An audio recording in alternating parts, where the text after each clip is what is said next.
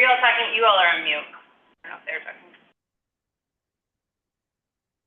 You're on mute in Springfield. We cannot hear what's happening. I'm getting us back on the live stream. Hang on. So let's just one moment, please. Thank you.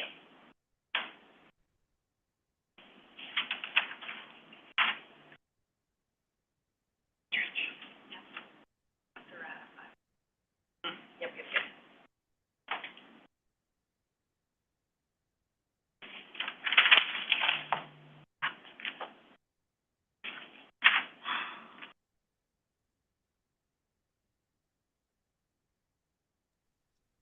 I have a mute. Amy, do we have to read? All right, now, we are back in session and I understand, ratify. Jennifer, do I need any type of roll call that we're back in? We're cool? All right. Marnie, do you have anything to finish, complete? We need to ratify the actions just taken in executive session. All right. Do you need two separate motions or one?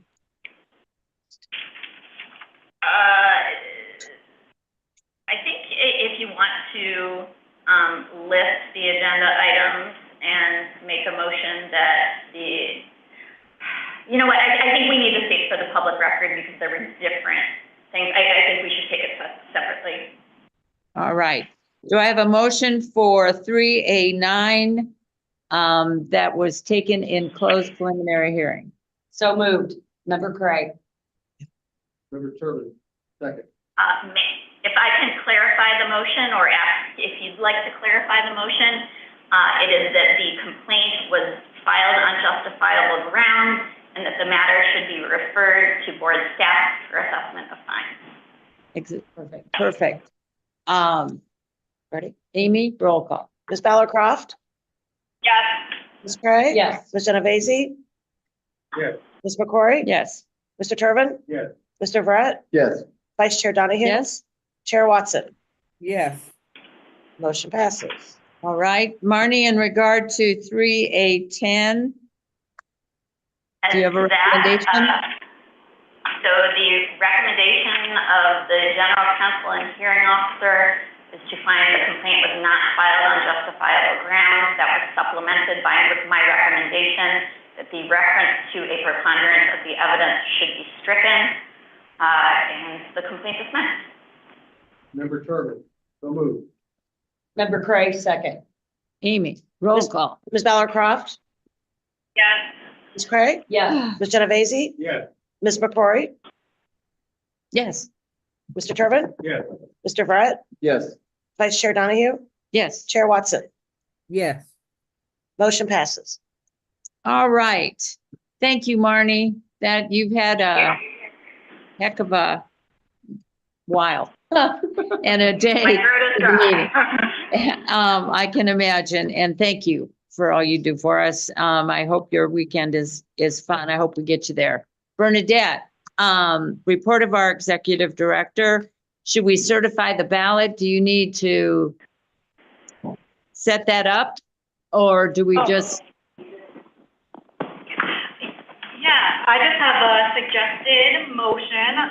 I would like to request, with regard to certification of the ballot for the November 5th, 2024 general election, staff are seeking a board motion to certify the ballot as presented to you today and finalized by you today, and to authorize staff to issue amended certification as appropriate in the event of three circumstances. The first would be rulings in matters relating to pending electoral boards and/or judicial reviews or any other litigation in the courts. Number two would be removal of candidates on the ballot forfeiture list if their fines are not paid by the end of today's business hours. And the third is candidate withdrawals. And this would be subject to confirmation that all the affected election authorities could implement the withdrawal without incurring burdensome reprinting and reprogramming costs.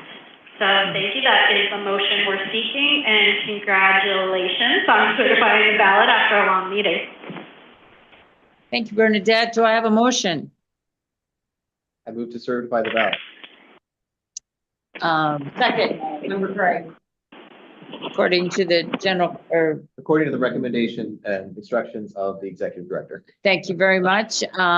Amy, roll call, please. Ms. Ballard Croft, Yes. Ms. Cray, Yes. Ms. Genovese, Yes. Ms. McQuarrie, Yes. Mr. Turbin, Yes. Mr. Brett, Yes. Vice Chair Donahue, Yes. Chair Watson. yes, Motion Mhm. passes. All right. Bernadette. Okay, the second item is consideration of voluntary voting system guidelines, otherwise known as VVSG testing standards. The board will find on pages 46 and 47 a memo and request from Erica Christel, voting system and testing team lead, for the board to review and reconsider the current testing standards that have been adopted by the board. As Ms. Christel's memo outlines, the Election Assistance Commission is responsible for development and implementation of technical standards by which vote tabulation equipment is to be tested by an EAC accredited voting system testing laboratory, otherwise known as a VISTL. These current standards are known as the Voluntary Voting System Guidelines. We refer to them as VVSG. There are currently 3 versions of VVSG standards, which include VVSG 1.0, VVSG 1.1, and VVSG 2.0. In 2015, VVSG 1.1 was adopted by the EAC with a focus on improving security and reliability, as well as mainly accessibility, but also usability.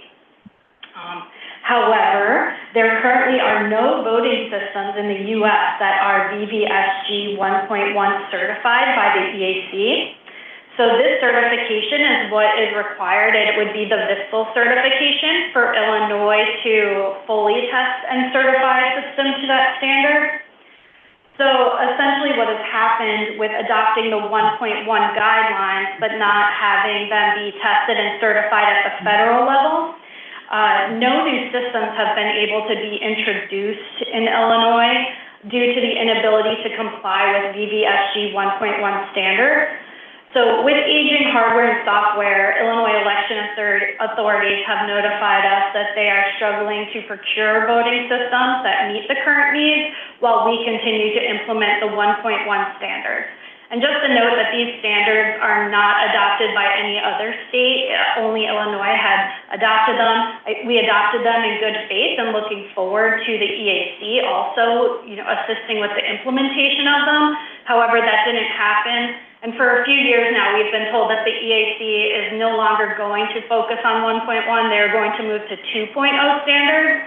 So the idea is that while we await the full adoption, the testing standards from the EAC and implementation of 2.0, that we would go and, adopt again the 1.0 standards, which are really the ones that are being utilized by the EAC and throughout other states at this point in time.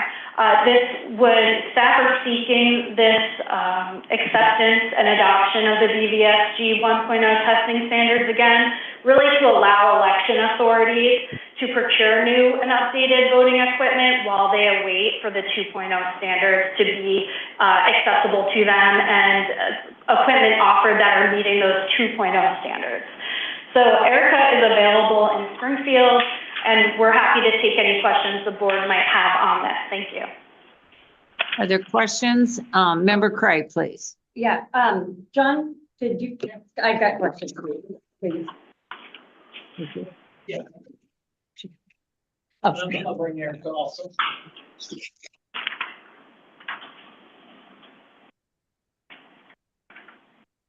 Good afternoon, everyone. I'm the director of the voter registration systems, and I have Erica with me with systems and testing, the team lead of system and testing. So, Okay, I am confused why we want to do this, why we want to take the 1.1 back to 1.0, because we should be going to 2.0.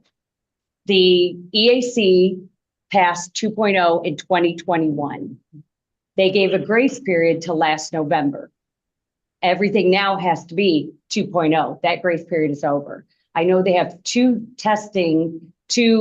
companies in the queue right now that they're testing 2.0, and one of them is Hart. So, and when the board passed 1.1, which passed in 2015 from the EAC, made an exception here in the state of Illinois to pass 1.1 with exceptions. We specifically listened to the vendors. They said, we can't do it. Can you take this one exception out? And we did. So what is the problem? Because we've been doing that since 2018. We've had that exemption. We should be moving towards 2.0. And for those on the board, just let me take a minute. I think I know why the vendors don't want to move forward. It's because I'm going to use the word open source, and that's not correct one, but I know everybody knows what open source is. So 2.0 moves towards, and correct me if I'm wrong, towards more open source. So I could buy a tabulator from one company and a printer from another, and they're going to work together. Am I explaining that correctly? Okay. So I don't understand. I think in the long run, the counties will benefit because they get cheaper products because there'll be more of a capitalist movement because I can mix and match the cheaper products together. So I don't know why we want to go back to 1.0. Why can't we keep 1.1 with exceptions and work till 2.0? So we are in the process of working towards 2.0, but for these people to procure new systems in the state of Illinois, we really need to have the 1.0. So, because the vendors have made it clear that they're not going to test 1.1. And until we get to 2.0, we're kind of at a standstill, and the system, Illinois is locked and without having new equipment. And so we don't want to get rid of 1.1. We want to go ahead and keep that. If vendors are working towards 1.1, why don't we adopt? Why do we want to limit ourselves to just one standard? I mean, we can ask for 1.0s or 1.1s. We're not asking to get rid of it completely. And we've been doing it since 2018, so I don't know. And even your memo says to get to 2.0, it's a little software change. Yeah. So Okay. what's So the problem? I'm more than happy to step in and answer that. So when the EAC accepted or adopted 1.1, like you said, in 2015, we kind of milled over it as a division before we made the recommendation in 2018 for the adoption. At that time, we were under the impression that all of the vendors were going to be moving to that 1.1 until they got to that 2.0, even though we knew that 2.0 was coming down the pipeline. And so we were okay with that adoption, anticipation that this would happen. So what ended up happening is during that, it was found that it was hard to meet these 1.1 standards, specifically as I outlined one requirement. And the board did step in and make an exception and say, well, but it was specific to Hart and not all vendors. So I want to be clear on that. They made that exception for Hart alone, but said, yes, Hart can come in and test with the exception of the standard. We know they can't meet it. So we moved forward and we went ahead and tested, and we have a successful testing campaign, and they are now certified to 1.1. And every vendor that was already certified to 1.0 that had an approved system in the state of Illinois was continued to be modified to those standards because those were the standards in which that system was initially tested to. So we continued to test to 1.0 for modifications. What we heard from the vendors a couple of years later was, they're already pushing out these 2.0, like you said, 2.0 was adopted in 21, and we did this adoption in 18. So they're like, 2.0 is right around the corner. We're not going to waste our time and effort and energy to create a system to 1.1 because we're going to have to be moving on to 2.0. So nobody created a new 1.1 system. And even Hart initially didn't have the intent to create a 1.1 system. They had put in an application for a 1.0 system that had been certified through the EAC, but in the midst of that, our board adopted 1.1. So then they had to go back and do gap testing to be able to tell us they could achieve those 1.1 standards. So during this time, like I said, we had other vendors coming in and telling us, we're just not going to create a system to 1.1. We're going to wait for 2.0. Well, we were okay with that because we're moving in that direction as well. But the problem is because 2.0 has been stalled out and we're just now getting vendors through the VISTLs to these iterations of VVSG, we have kind of blocked ourselves in, and all new systems that are out there currently being tested, they're all still testing to those 1.0 standards. Now, they did that with the intent that their systems with a software upgrade can move into that 2.0 space. So they're creating new hardware that can move into that 2.0 space when it's ready. But they can't bring that stuff back to Illinois because they're tested to 1.0 and not 1.1. So we haven't allowed them to come back in with any new systems. And so in the meantime, we have vendors that have created all these systems and are approved by the EAC to 1.0, but they can't bring those new systems to Illinois. If we allowed them to bring those systems back, we could give the jurisdictions an opportunity to come in and procure these, this system as a 1.0 system, and the hardware is a 1.0 hardware. But then later, when 2.0 is adopted, It's already been adopted. when we have adopted it here in Illinois, just move them into a 2.0 system with a software upgrade. So the burden on the jurisdiction wouldn't be as much because they would already have procured their hardware. But see, I'm trying to save them money that way too. This 2.0 is supposed to save them money so they can mix and match their hardware and get the cheapest price for a printer and the cheapest price for a tabulator. So why do I want them to go out and buy all new hardware at 1.0 when I could save them money if we go to 2.0? Well, that hardware will be able to be used in 2.0 because they've created that hardware with the new ports. I know, but I've already bought the hardware. But the hardware they have currently is coming to end of life. And that's kind of the problem we're at, is a lot of these legacy systems are end of life and they can't procure new hardware because they're tested to 1.0 at the EAC level. But now the EAC is testing 2.0. I mean, that grace period ended last November. Right, they are They're testing, but so everything going forward is going to be 2.0. right. That's my question right now.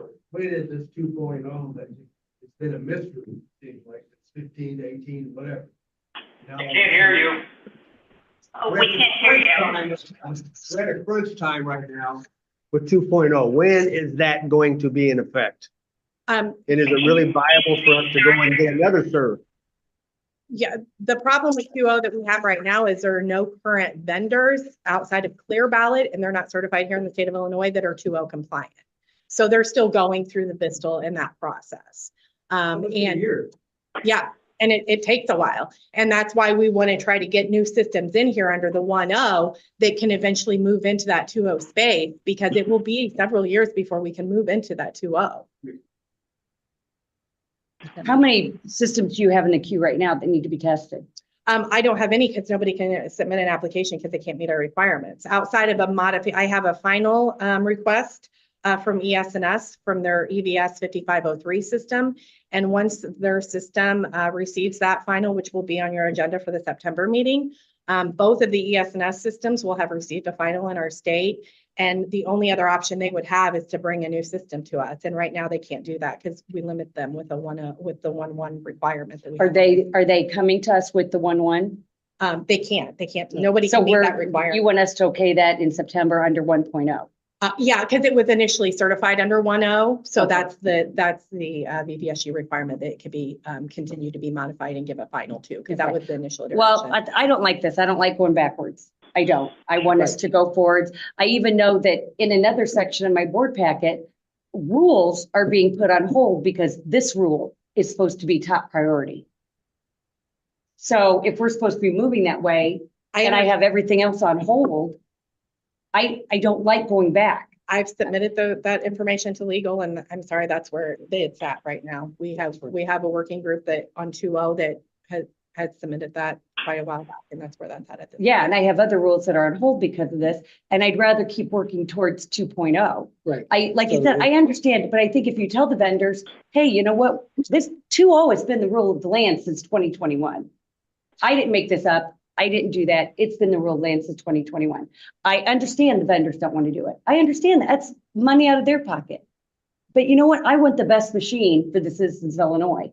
And I don't want to have to go and defend the state board and say, oh, you know what? We're actually going to go back to 1.0. I know the federal government has 2.0. We're going to go back. It's not necessarily, I wouldn't say that we're going backwards to 1.0. I would just say that we're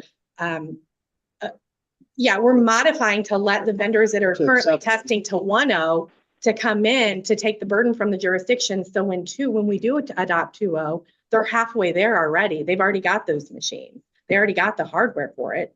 All they need is that software upgrade. because we've allowed them to come in. And these tests, again, with creating new rules for 2.0, also is going to take the creation of all new test plans. And that's going to take some time on the board side. And it's going to take time. Currently, right now, it takes us anywhere from 3 months to 2 years to test a new voting system. If we're waiting to adopt 2.0 2 years from now, because we've heard from the vendors that their systems won't be ready for 2.0. Now, you said soon. In your memo, it says soon. Yeah, I mean, Do you mean to 2 me, years is soon? that compared to what we've been sitting on from 2018, I feel like that's a lot sooner than, we've been sitting for 6 years idle. So yeah, I do feel like that's sooner than. Why haven't we been notified that we've been sitting idle? And again, I'm new in this role for the last year and a half, and this has been a priority of mine since I've taken this role. And we submitted our rules to legal. A year and a half. But they are 2.0 rules. They are 2.0 rules, and that's when I stated that if we're going to stay in this space, then we need to do something. So, as soon as we adopt those rules, then that's going to make it everything in Illinois 2.0. That's correct. Right, yeah, absolutely. So if we adopt those rules, I don't know, next week, legal gets done, or next month, then we're going to have to go again from 1.0 to 2.0, just that fast. As soon as we, as soon as we can make that move forward. Right now, though, there is no vendor that has a system that they're willing to bring to Illinois that's too. Well, there's 2 compliant. vendors that are in the EAC right now. Yeah, there are 2 vendors, but we've heard from several of our vendors. Unison has indicated to us that they will not be bringing anything to us at 2.0 compliant until 2027. ES&S has indicated to me that they do plan on presenting an application for 2.0 within the next 2 years.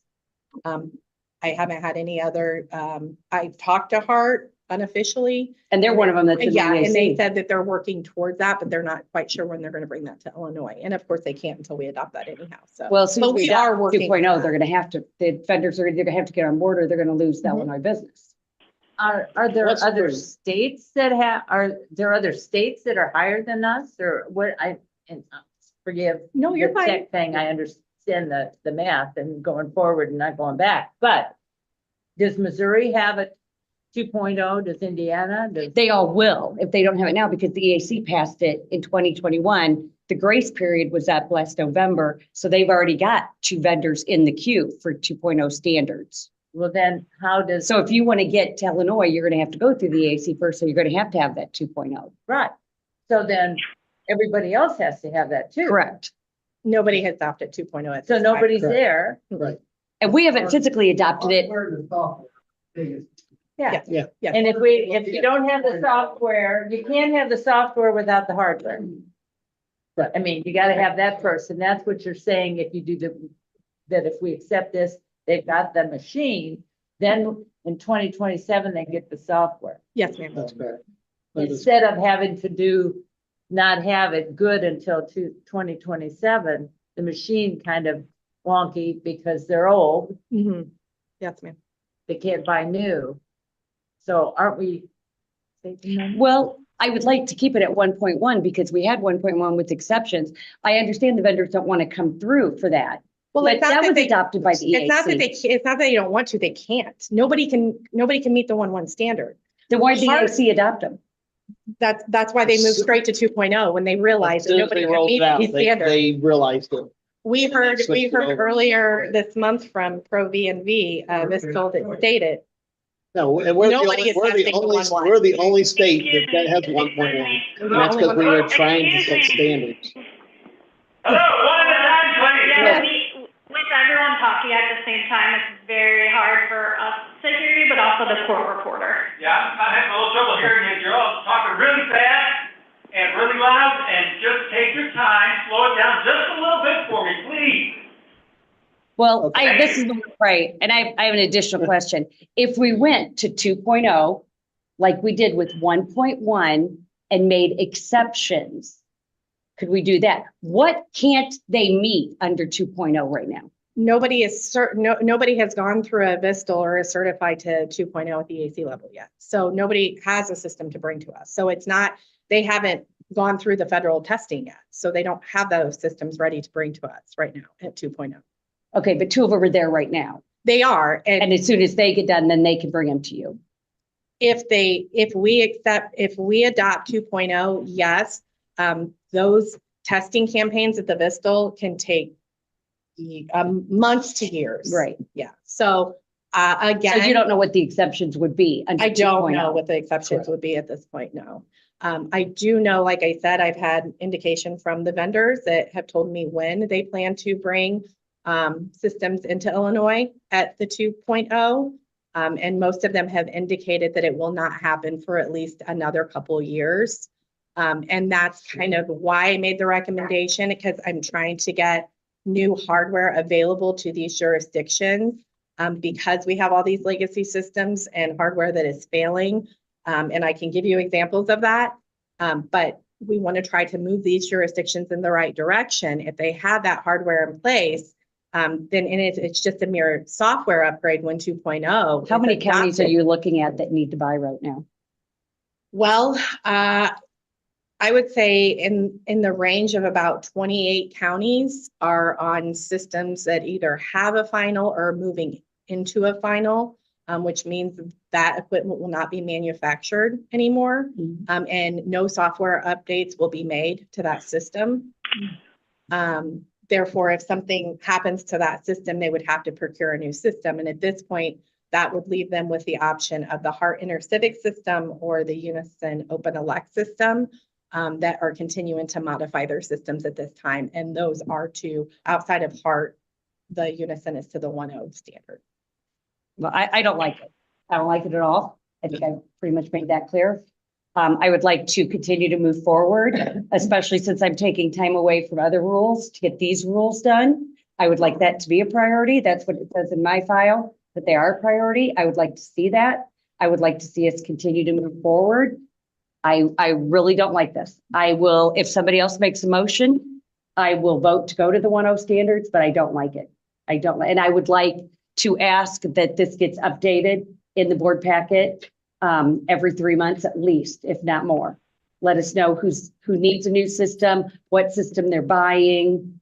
You know, is it a 1.0? Are they waiting for a 2.0? I would like some more information. Sure.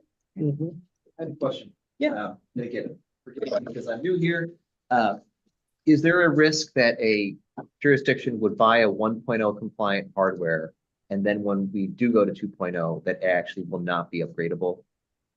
I'm sure there is that risk. The indications, because I haven't seen an application from any vendor that for a new system, because we can't test to that 1.0 system. I haven't received any of those applications. So I haven't had an opportunity to review any of those specs, those technical data packages or those SOPs. So I am not sure, but they have all indicated to me, the vendors that I have spoke to, that they are currently working on those 1.0 systems with the anticipation of moving to 2.0 and making sure that their hardware pieces are compliant. I do know, like I said in my memo, you know, over 30 systems have, since we adopted the 1.1, have gone back through with either a new 1.0 system or a modification. And those are the systems that, you know, these folks are trying to bring to us. And I've heard from jurisdictions and vendors alike that say, we need a new equipment and new systems. So we don't think it's necessarily like when you buy a new phone and all the hardware, like the power cord keeps changing too necessarily, and then you have to get a new power cord, even though they don't necessarily tell you that in advance. Correct. No, it wouldn't be something like that. Okay. There are certain areas within the hardware that will have to require some different options to be able to read some barcodes and Okay. things of that nature that would be required in 2.0. And so they're making sure that those pieces of hardware can take on that new requirement. Okay. Because I understand Member Cray's position that we don't want to create the appearance that we're stepping backwards when it comes to election integrity and election security. Is it feasible, instead of going backwards, this is an idea I've just raised right now without suggesting anyone else, but could we, instead of saying we're going back to 1.0, say instead, if a jurisdiction needs to make a critical replacement right now, that will grant the jurisdiction an exception to purchase 1.0 instead of moving the entire state back to 1.0. So if someone needs it before the car breaks, they could buy an older car. Well, they would, recognizing that they are assuming the risk. Well, if they purchase something that then can't be upgraded to 2.0, then they might have an additional cost, but that's their decision instead of us making the decision for them. Sure, I mean, we can absolutely, drive that from the jurisdiction standpoint. The concern I have there is that the jurisdiction just couldn't go out and buy a 1.0 system without it being certified. So it just be here in Illinois. So just because they say, oh, well, I know ES&S has a brand new 1.0 system with a brand new DS300 tabulator and central count 950, that system still has to be here and be certified before they could just purchase it. Just one jurisdiction can purchase it. So therefore, we would have to have adopted those 1.0 standards at which they were certified at the Vista level and the EAC level in order to say, yes, now this system has met all of these Illinois requirements and now it's good to be used in your jurisdiction. Well, is there any way you could come back to us when ES&S wants to come and test and say, and can you get the word out that the board is gonna take this on a case-by-case basis and approve you coming in for testing under the 1.0 standard? Absolutely. I mean, if that's something that you choose to vote for, absolutely. I I mean, kind of agree. That we don't want to look going backwards. This is, and the way you've explained it makes I sense. think we would all be more comfortable taking them a vendor at a time and let them know. I mean, we're not gonna break them over the coals or anything, but just take it one at a time. So we're not going backwards, because even 1.1, we had an exception. So why don't we take an exception on a case-by-case basis?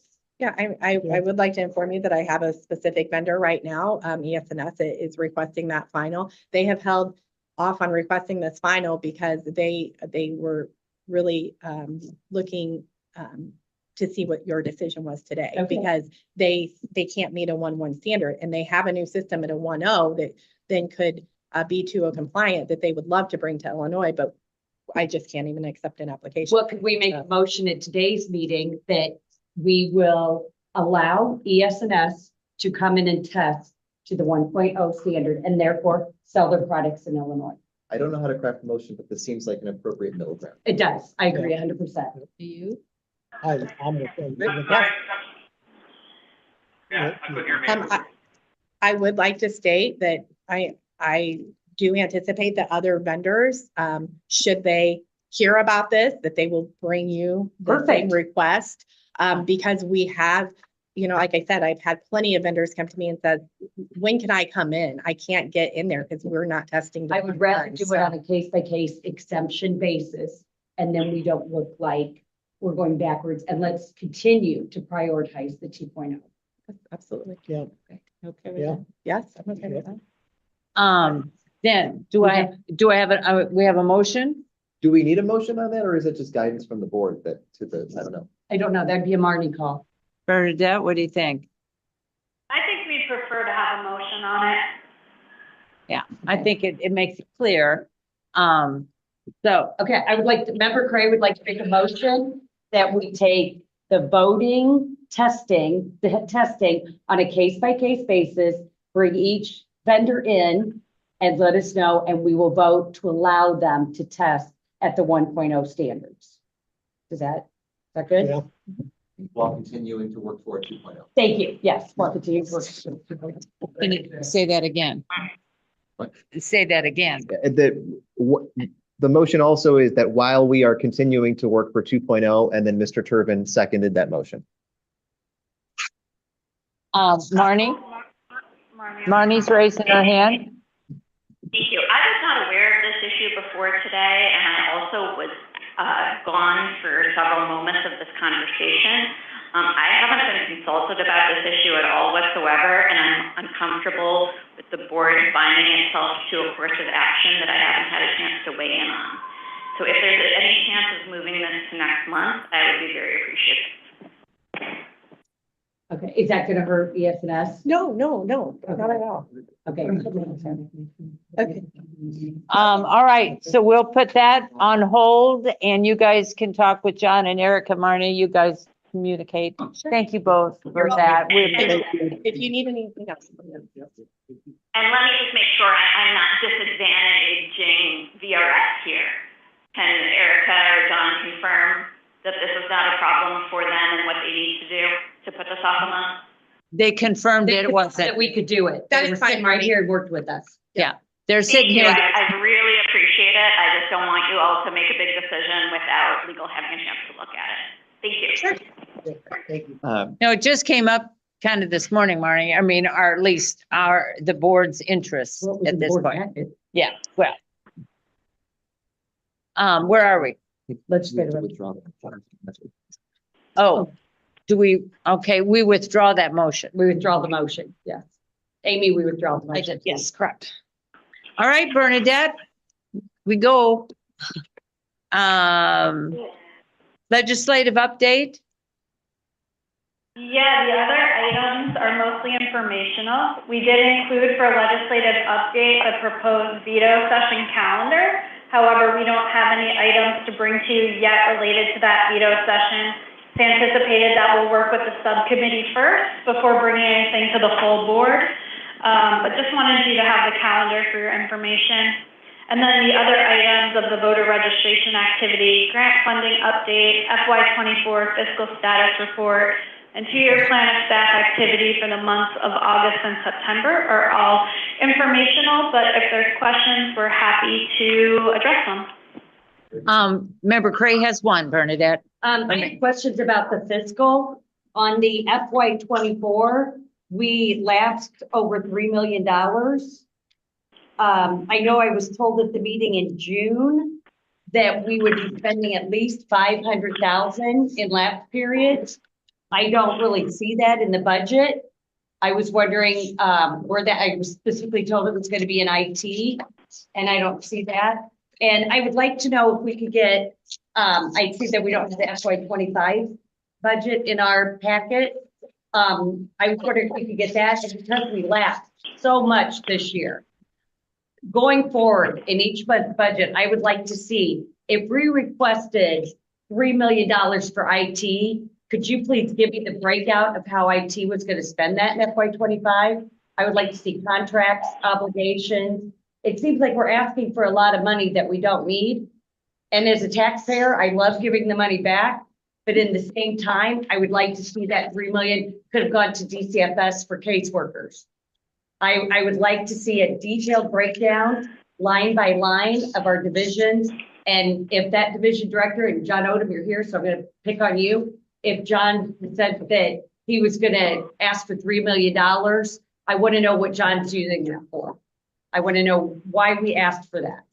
Because it just seems like I didn't start looking at this till the end of the FY24 fiscal year, and I wish I would have looked at it sooner with more details.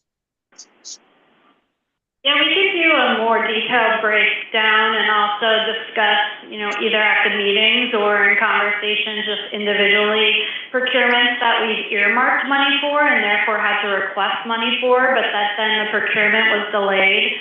Many of the purchases really are exceptional delays in procurement this cycle that many agencies are experiencing it, particularly related to IT and tech upgrades. Jeremy Kirk is in Springfield, and I know that he knows a lot of details of the exact numbers, so I was just going to send it to him to address any particular question about the IT lapsed money and what projects that was related to. All right, Jeremy? Jeremy Kirk, Assistant Executive Director. And Jeremy, we probably need you near a mic. Thank you. Yes, I can speak to your question, Chris, fairly quickly. Within IT in particular, I know we had one contract, well, two in particular. One was for the website rewrites, the master contracts for that was with Google, but there was a reseller, Resilient is the name of that vendor. Had numerous problems statewide, and the SPO basically put a brick on that contract, and that was roughly $800,000 that we were anticipating spending, which takes up a vast majority of that. There was another contract with also with Google for, it's called Google AI, which is an internal product, which is a product that reads our code and documents what all the code does to further convert code in the future and allows for us to do security checks, etc. And that was around $600,000. So the combination of those two, because some of that money is going to come from the IBRS operations side line there, account for roughly 1.4 million. That's the information I'm looking for. Yep. Would you put that like in a monthly report and say, these are our earmarks, these are our contracts, this is what we're looking to spend, and then if something happens, put it on there, say, hey, Yeah. somebody put a brick on this one. No, we absolutely can. And I think some of that is done through the monthly reports that admin fiscal, some of the divisions put together. And I'm not sure if those are still transmitted or not, but that is something we can do too. That's great. That's information you'll see those things kind of in real time. That'll make more sense. Yes. Perfect. So- Thank you. That's what I'm looking for. Not a Thank you. problem. Thank you, Jeremy. You're welcome. Thank you, Chris. Bernadette, anything more? Is there other, do you have more? No, nothing else from me. I think we've had enough, right? Oh, wait, whoops. Member Cray has one more I just question. have one more question, Bernadette. Could you give us a follow-up on Platinum Technology? You don't have to do it right now. Hmm. You send an update out to the board, and because I heard from a county clerk this week that they still haven't heard from Platinum. Really? Yeah. So, Yeah, if you could yeah. give us an update. Yeah, I can update you, but unfortunately, it's probably going to be the same, of that we don't have anything new to share. I can send a memo to you all about that, but there's really no new information on our end either. A lot of it is just that I do not think Platinum is communicating with their customers, and we have not heard of any verified facts related to the Platinum issue and their data breach from any other authorities. So we are also in a holding pattern until then. Yeah, if you would just keep us updated, even if it says that, even if it says we have no new information, I would like us to keep updated on that. Yeah. All right, before we go into executive session, is there any other business? Oh, one more thing. I'm sorry. I'm looking at all my notes. I am so sorry. You guys have a lot in this board packet. Going back, Jeremy, to the budget. Could you look, everyone did such a yeoman's job this year, with hearing officers. Can you get a report, not just to me, but to the board? How much do our hearing officers make? Like by the hour? How are they paid? And do we have money in next year or the next election year's budget? Maybe we can increase what we're paying them. Can you put together something on hearing officers for us? No, I absolutely can. And answer a couple of the latter questions. They make 180 an hour currently. That is being increased. And Marty, you can maybe help me out. I believe it's 200 an hour going into the next fiscal year. Oh, perfect. Currently in this fiscal year is 200. Sorry, previously it was 180. Okay, So, thank you. yep. Yeah, I would like to do something because everybody did such a yeoman's job. So thank you. All right, other business to come before state board. Do I have comments from the general public? I think we took care of those in the electoral process. All right, do I have a motion? We need to go into executive session. So moved. Do I have a second? Amy, roll call, please. Ms. Bellercroft? Yes. Ms. Cray? Yes. Ms. Genovese? Yes. Ms. McCory? Yes. Mr. Turbin? Yes. Mr. Brett? Yes. Vice Chair Donahue? Yes. Chair Watson?